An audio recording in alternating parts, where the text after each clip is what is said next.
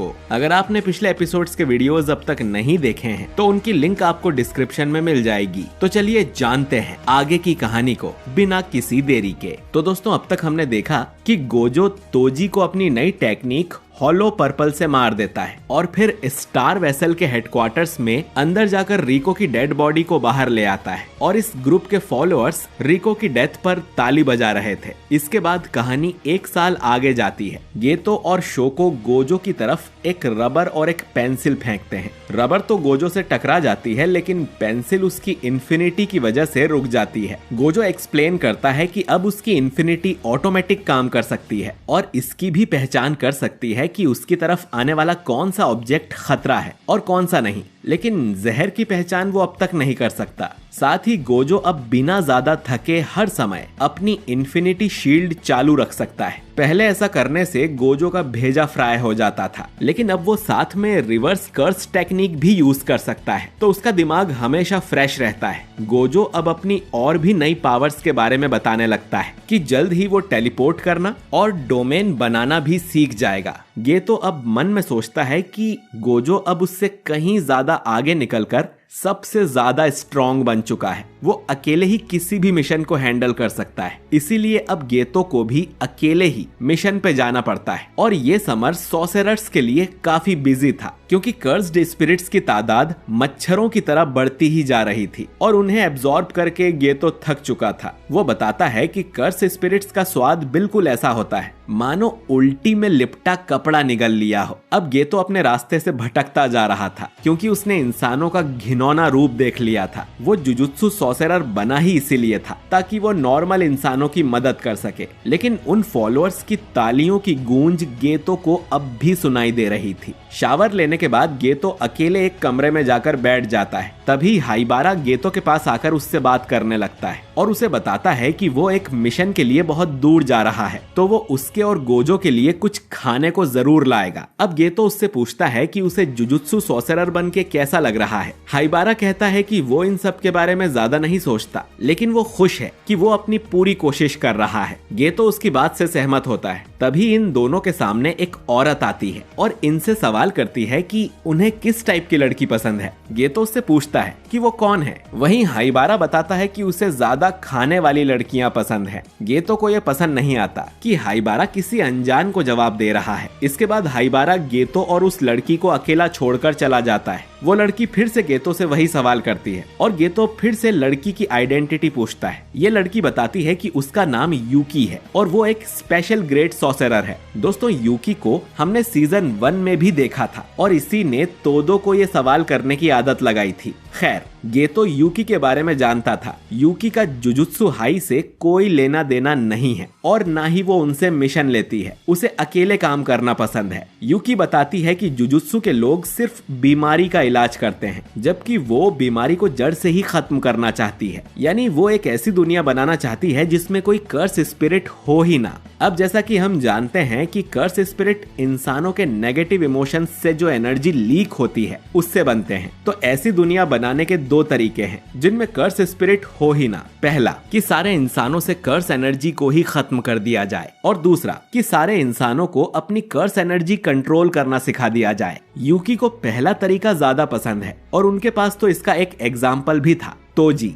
जो दुनिया में एक लौता ऐसा इंसान था जिसके अंदर बिल्कुल भी कर्स एनर्जी नहीं थी, लेकिन हेवनली रिस्ट्रिक्शन की वजह से उसमें ताकत बहुत ज्यादा थी। वो एक सुपर ह्यूमन था जिसका कर्सेस भी कुछ नहीं बिगाड़ सकते थे। तो उससे हारने पर गेतो को ज्यादा बुरा नहीं लगना चाहिए। यूकी उसे स्टडी करना चाहती थी, लेकिन अब तो वो मर चुका। तो यूकी के पास अब दूसरा तरीका बचता है कि सभी इंसान कर्स एनर्जी को कंट्रोल करना सीख जाएं, क्योंकि जुजुत्सु सॉर्सरर्स से कभी कर्स्ड स्पिरिट पैदा नहीं हो सकते, क्योंकि उनके अंदर से नेगेटिव एनर्जी लीक ही नहीं होती, बल्कि लगातार उनकी बॉडी में सर्कुलेट होती रहती है। हाँ, लेकिन कोई जुजुत्सु सॉर्सरर मरने के बाद कर्स बन जाए तो अलग बात है, जैसे सुकूना। तो आसान शब्दों में कहा जाए तो अगर सारे इंसान जुजुत्सु सॉर्सरर बन जाएं तो कर्स्ड स्पिरिट पैदा ही नहीं होंगे। अब गेतो उन फॉलोअर्स के बारे में सोचते हुए कहता है कि अगर हम सारे नॉर्मल इंसानों को ही मार दें तो, लेकिन फिर गेतो होश में आ जाता है। यूकी उसे कहती है कि इंसानों को मारना सबसे आसान तरीका है, इससे बाकी इंसान डर के मारे सॉर्सरर बन जाएंगे। लेकिन ये पागलपन होगा। क्या गेतो को नॉर्मल इंसानों से नफरत है? गेतो इस पर कोई जवाब नहीं दे पाता। उसे लगता था कि सॉर्सरर्स का काम ही यही है कि वो नॉर्मल इंसानों को प्रोटेक्ट करें, पर अब उसे पता नहीं कि इंसानियत बचाने लायक है भी या नहीं। यूकी उसे कहती है कि ये फैसला उसका है कि वो क्या करना चाहता है। इसके बाद वो अपनी बाइक पर बैठ जाती है और जाने से पहले कहती है कि उन्हें आपस में दोस्ती रखनी चाहिए, क्योंकि आगे चलकर वो और गोजो भी स्पेशल ग्रेट सॉर्सरर बन जाएंगे। वो ये भी बताती है कि मास्टर टेंजन अब ठीक है, क्योंकि शायद अब उन्हें कोई दूसरा स्टार प्लाज्मा वेसल मिल गया है। कुछ समय बाद गेतो और नानामी एक मुर्दा घर में होते हैं, क्योंकि हाइबारा की डेथ हो गई थी। नानामी बताता है कि हाइबारा एक सिंपल मिशन पर गया था, जहां उसे ग्रेड 2 के कर्स को मारना था, लेकिन अपने एरिया में वो कर्स ग्रेड 1 हो गया था। गेतो अब कहता है कि नानामी को आराम करना चाहिए, गोजो उस मिशन को देख लेगा, जिस पर नानामी बोलता है कि अब से सारे मिशंस गोजो को ही देने चाहिए। अब गेतो सोचने लगता है कि सॉर्सरर बनना एक मैराथन दौड़ने जैसा है, जिसकी फिनिश लाइन पर कुछ नहीं है, बस उनके साथियों की लाशों के ढेर हैं। अगले महीने गेतो को एक मिशन पर भेजा जाता है, जहां एक गांव के लोगों को कोई कर्स्ड स्पिरिट मारते जा रहा था। गेतो उस कर्स स्पिरिट को खत्म कर देता है, लेकिन फिर उसे 2 छोटी लड़कियां मिलती हैं, जिन्हें पीटकर एक जेल में बंद किया हुआ था। असल में ये दोनों लड़कियां सॉर्सरर्स थीं। गेतो उन लोगों को बताने की कोशिश करता है कि विलेज में हुए हादसों में उनका कोई हाथ नहीं है, लेकिन वो लोग उसकी नहीं सुनते और उन लड़कियों को मॉन्स्टर बुलाने लगते हैं और ये भी कहते हैं कि इन्हें तो पैदा होते ही मर जाना चाहिए था। अब गेतो का पूरा दिमाग खराब हो जाता है और वो अपनी ट्रू फीलिंग को अपनाकर फैसला कर लेता है। इसके बाद गेतो अपने एक कर्स को निकालकर उन सभी गांव वालों का मर्डर कर देता है। वो पूरे 122 लोगों को मारकर वहां से चला जाता है। कुछ समय बाद ये पता चल जाता है कि ये सभी लोग गेतो के कर्स मैनिपुलेशन टेक्निक से मरे हैं, जिसके लिए गेतो को मौत की सजा सुनाई जाती है। टीचर यागा ये न्यूज गोजो को देते हैं और दोनों में से कोई भी इस पर यकीन नहीं कर पाता कि उनका दोस्त इतना घिनौना काम भी कर सकता है। गेतो ने अपना खुद का विलेज भी नहीं छोड़ा था और उसने अपने पेरेंट्स तक को भी मार दिया था, जो सुनकर गोजो को बिल्कुल भी अच्छा नहीं लगता। इसके कुछ टाइम बाद ही शोको की मुलाकात गेतो से हो जाती है। वो दोनों काफी नॉर्मल तरह से बात करते हैं। शोको गेतो से पूछती है कि उसने ये सब क्यों किया, जिस पर गेतो बताता है कि वो ऐसी दुनिया बनाना चाहता है जिसमें सिर्फ जुजुत्सु सॉर्सरर्स हों और उसे पता है कि कोई उसकी ये बात नहीं समझेगा।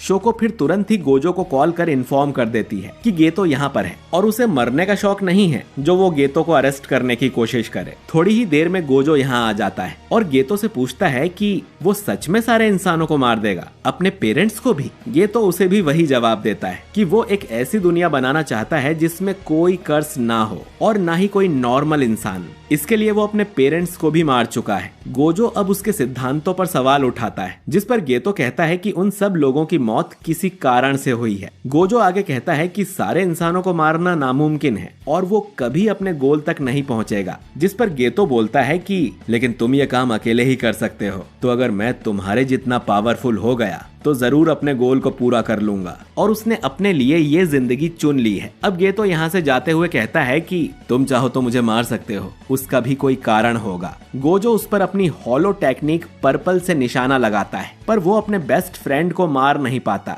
और गेतो यहाँ से भाग निकलता है। बाद में गोजो यागा को बताता है कि वो गेतो को मार नहीं पाया। वो भले ही सबसे स्ट्रॉन्गेस्ट है, लेकिन वो उन्हें ही बचा सकता है जो खुद बचना चाहते हो। इसके बाद हम टाइम वेसल एसोसिएशन के उसी हेडक्वार्टर्स को देखते हैं। गेतो अब इस एसोसिएशन का नया बॉस बनना चाहता है, क्योंकि बंद होने के बाद भी इस ग्रुप के कई सारे फॉलोअर्स हैं। वो उनके लिए प्रीस्ट का काम करेगा और उन्हें कर्सेस से मुक्ति दिलाएगा। इससे गेतो के पास कर्स और पैसे दोनों आएंगे और हम उन दोनों सॉर्सरर लड़कियों को भी यहीं देखते हैं, जिन्हें छोड़कर गेतो ने बाकी सब का मर्डर कर दिया था। खैर, गेतो अब स्टेज पर जाकर घोषणा करता है, ये ऑर्गेनाइजेशन अब से मेरी है और मैं इसका नाम भी बदलने वाला हूँ। कई सारे लोग इस बात के खिलाफ थे, तो गेतो उसी मैनेजर को स्टेज पर बुलाता है जिसे हमने पिछले एपिसोड में देखा था, और वो सबके सामने उसे बेरहमी से कुचलकर मार देता है। अब गेतो सभी को सीधा धमकी देता है कि उन्हें उसकी हर बात माननी पड़ेगी। दूसरी तरफ गोजो को तोजी का बेटा मेगुमी मिल जाता है। वो उसे बताता है कि उसका फादर जेनिन क्लैन से था, वो यहाँ से भाग गया और बाहर आकर उसने मेगुमी को पैदा किया। जेनिन क्लैन को कर्स्ड टेक्निक से बहुत प्यार है। जब मेगुमी 6 साल का होगा तब उसे अपनी कर्स्ड टेक्निक दिखने लगेगी और फिर तोजी मेगुमी को जेनिन क्लैन में बेच देता, लेकिन उसने तोजी को मार दिया है। मेगुमी बोलता है कि उसे कोई फर्क नहीं पड़ता, वो आदमी उसे और उसकी सौतेली बहन को छोड़कर भाग गया था और कभी वापस नहीं लौटा। उन्हें लगा कि वो लोग उनके डिवोर्स के पैसों से ऐश कर रहे होंगे। गोजो अब उससे पूछता है कि क्या वो जेनिन क्लैन में जाना चाहेगा, लेकिन मेगुमी को अपनी बहन सुमुकी की चिंता थी। अगर वो वहाँ चला गया तो क्या वो अकेली खुश रह पाएगी। गोजो मेगुमी की बात समझ जाता है और उसे कहता है कि जेनिन क्लैन को वो संभाल लेगा और उनका ख्याल भी वो ही रखेगा। बदले में मेगुमी को स्ट्रॉन्ग बनना होगा। इसके बाद कहानी 11 साल बाद 2018 यानी प्रेजेंट में आ जाती है। गोजो अपनी पास्ट लाइफ को सपने में देख रहा था। उसे उसके 3 स्टूडेंट्स यूजी, मेगुमी और नोबारा नींद से जगाते हैं। उसने ही इन तीनों को किसी सीक्रेट मिशन के लिए यहाँ बुलाया था। अब गोजो उन तीनों को देखकर खुश हो जाता है और ये एपिसोड यहीं पर खत्म हो जाता है। तो दोस्तों इसी के साथ गोजो का पास्ट आर्क खत्म होता है और कहानी ठीक वहीं पर आ गई जहां पहला सीजन खत्म हुआ था। लेकिन नए एपिसोड्स से पहले हमें जुजुत्सु काइसेन 0 मूवी और सीजन 1 का रिकैप देखने को मिलेगा ताकि कोई कंफ्यूजन ना हो। और अब जुजुत्सु काइसेन का नया एपिसोड आएगा सीधा 31 अगस्त को, जहां से शुरुआत होगी शिबुया आर्क की, जिसकी बहुत ज्यादा हाइप है। तो उसे मिस ना करने के लिए अगर आपने हमारे चैनल वाइपर एनीमे एक्सप्लेन्ड को सब्सक्राइब नहीं किया है तो जल्दी से सब्सक्राइब करके बेल आइकन दबाइए ताकि आपसे हमारा कोई भी वीडियो मिस ना हो। बाकी वीडियो पसंद आया है तो इसे लाइक और शेयर कीजिए और कमेंट करके बताइए कि गोजो के पास्ट आर्क में आपका सबसे फेवरेट मोमेंट कौन सा था। बाकी मैं मिलता हूँ आपसे बहुत ही जल्द एक नए वीडियो के साथ। शुक्रिया।